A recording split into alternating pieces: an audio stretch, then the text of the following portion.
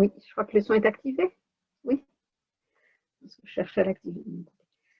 Bonjour à tout le monde et merci pour votre invitation. Effectivement, je travaille depuis plusieurs années à Fresnes et au centre pour peine aménagée maintenant. C'est plus le centre de semi-liberté, ça s'est élargi. Et je voulais dire, donc 60 ans de collaboration, pour Fresnes, c'est, je crois, à peu près un peu plus de la moitié de ces 60 ans de DAA en France.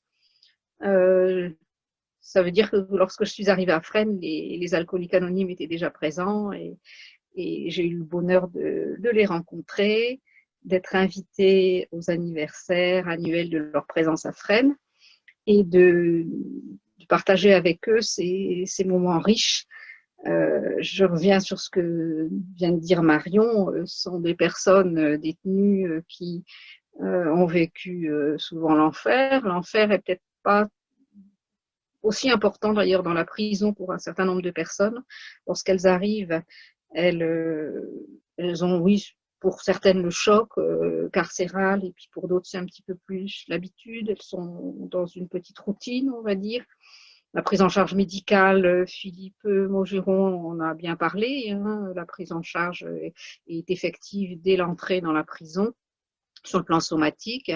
Et après, reste le temps de réflexion, le temps difficile, le temps d'isolement, surtout pour les personnes prévenues qui se retrouvent vraiment coupées de l'extérieur, hein, interdites de communiquer avec l'extérieur, le temps d'instruction.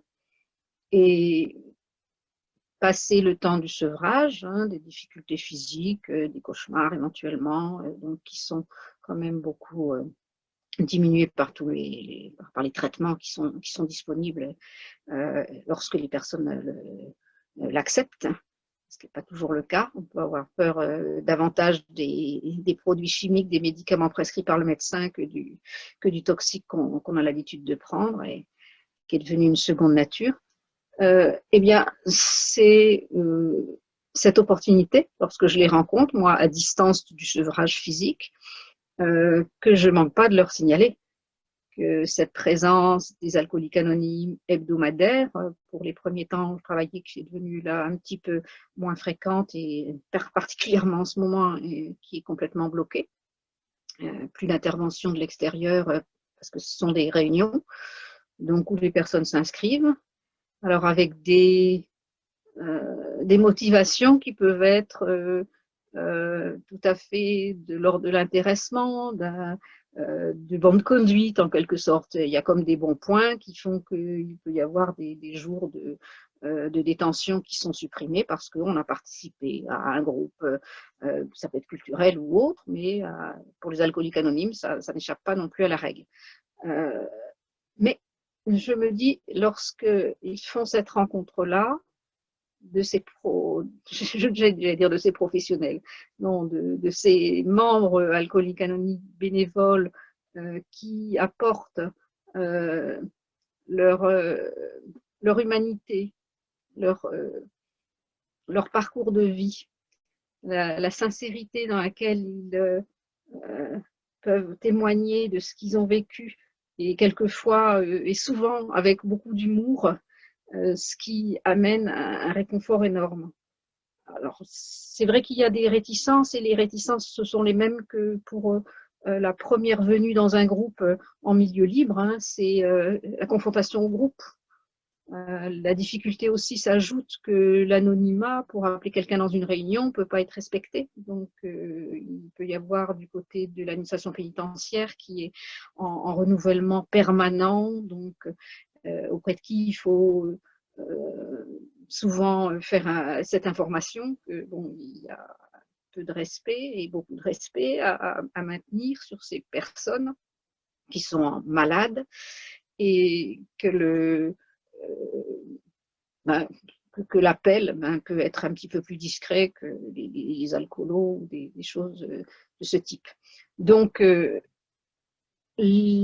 en général, lorsque le groupe s'installe, ça fonctionne bien avec les aléas des arrivées, des départs, et donc de possibilités de s'exprimer, de certains qui sont quelquefois vraiment en difficulté, même au plan linguistique, hein, et qui sont pourtant bien une langue commune, c'est cette langue de la dépendance, hein, dans un lieu où tout est dépendance. Alors, pour cette partie-là, donc du milieu fermé, je dirais que le groupe, la réunion est un bonheur, hein, c'est la réunion des amis du samedi, qui entre un peu en concurrence. Alors là, Marion parlait de religion et de l'enfer, et, et qu'on retrouve. Eh bien, là, pour l'organisation de Friends, si vous voulez, il y a à choisir. C'est-à-dire où on va aux alcooliques anonymes, où on va au culte. Et le plus souvent, je leur dis, mais écoutez, au moins, peut-être une fois sur deux, essayez de voir ce qui s'y passe. Vous avez sûrement, parce que c'est vrai que le recours à la religion est assez fréquent en détention. Parce que, et d'ailleurs avec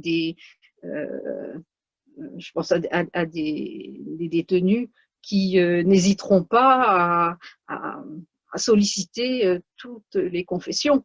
Hein. Donc c'est bien dire si, lorsque vont en groupe alcoolique anonyme, la prière, ma foi, bon, ne va pas plus les choquer que ça. Bon, on leur sent en possibilité de se toucher. Hein. Bon, enfin, je parle pour quand, même avant cette pandémie. Et c'est de la chaleur humaine qu'ils retrouvent, c'est une famille qu'ils retrouvent, c'est quelque chose qu'ils ont souvent perdu, hein, du fait de leur consommation. Donc, il y a quelque chose de la chaleur et quelque chose qui parlait tout à l'heure Philippe, hein, de l'espoir. L'espoir, ça c'est essentiel. Je veux dire, on ne peut pas tenir sans croire que oui, c'est pas fini. Hein, c'est la prison, comme je leur dis, pour tous, hein, parce que la perpétuité est une perpétuité, mais c'est pas celle qu'on apprend. C'est-à-dire qu'il y a une fin à la détention, il y a une sortie. Et la sortie, il faut la penser, pas la veille du départ, quoi, sinon on revient. Donc voilà, ça c'est pour le parti fermé. Pour la partie en quartier peine aménagé, donc qui se divise en quartier de semi-liberté, où les gens sont libres en général en journée, reviennent dormir en détention et de nouveau libres le week-end souvent. Et le quartier peine aménagé, où on appelle un placement extérieur. Alors là, il y a un aménagement qui est fait jusqu'à présent et qui va peut-être être modifié dans l'organisation, où les personnes sont je dirais encore plus enfermées que lorsqu'elles sont en maison d'arrêt. Dans le sens qu'elles sont bloquées de tout contact avec l'extérieur, elles sont là jugées, elles sont là pour préparer une sortie de qualité. Donc, il y a très peu de personnes qui sont invitées, à qui on propose cette opportunité pour préparer très bien leur sortie au plan social, travail, retrouver, refaire un curriculum vitae, etc. Et donc sont bloquées pendant un mois. Pendant ce mois-là, elles vont rencontrer différents professionnels du champ social, du champ du travail, de la sécurité sociale également pour mettre en ordre un petit peu ces choses-là.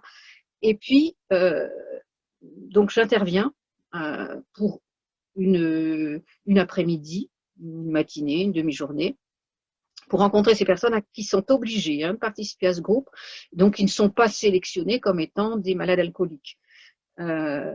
Ces personnes-là, bon, comme en détention, on disait plus de 50% des personnes qui ont des troubles de l'usage de l'alcool et donc qui peuvent bénéficier de cette information. Alors avec des rejets quelquefois.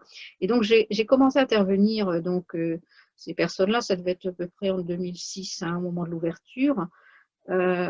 J'étais revenue seule d'abord.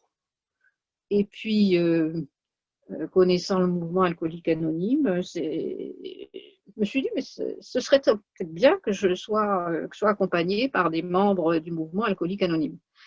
Et alors là, tout a changé, je veux dire, d'un entretien, d'une information qui était sûrement un petit peu pénible, parce que j'étais là avec ma science, des choses qui les intéressaient peut-être pas forcément, pour ceux surtout qui disaient non, moi j'ai jamais bu, je boirai jamais, etc. Et bien là, l'arrivée de 2 membres alcooliques anonymes apportant leur témoignage a changé tout. Enfin, on a eu des applaudissements, les personnes questionnées, mais qu'est-ce que vraiment, c'est vous? Vous dites que vous avez vécu ça, c'est vous? Ils se demandaient s'ils avaient affaire à des acteurs, tellement ils étaient dans l'émotion d'avoir entendu des parcours de vie et quelque chose qui est de l'ordre qui est assez rare dans la vie de tous les jours, où on joue chacun des rôles et où en prison aussi il faut voilà, se tenir comme ça, etc. La sincérité des témoignages vraiment apporte beaucoup.